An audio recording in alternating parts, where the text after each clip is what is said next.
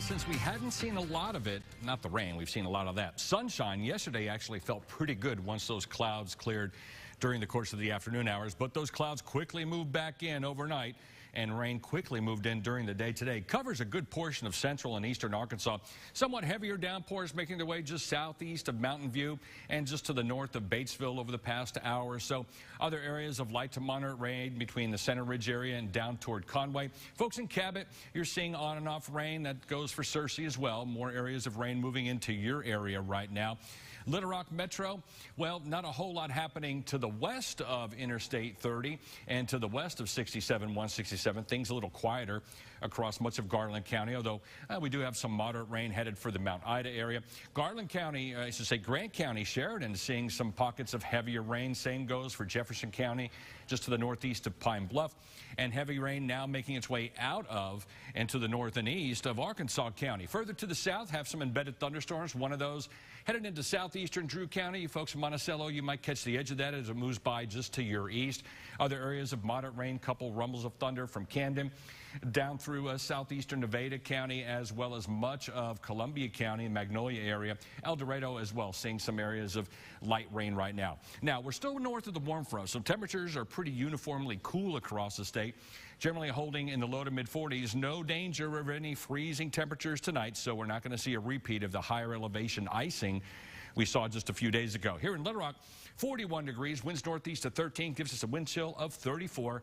And for right now, the barometer steady at 3018, but it's going to be falling rather rapidly, especially by late Friday, as a powerful storm system heads our way.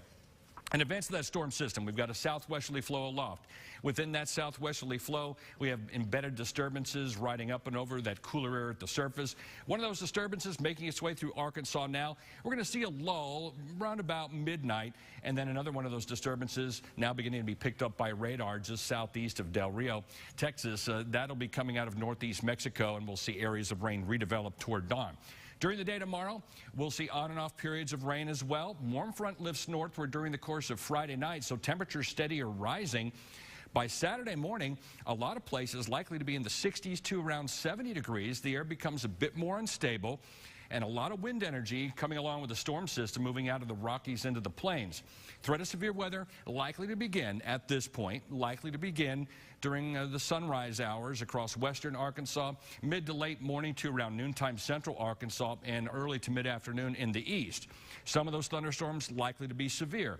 The only limiting factors going to be the cloud cover, going to be, of course, a lack of sunshine, as well as the time of day this front and this energy is moving through.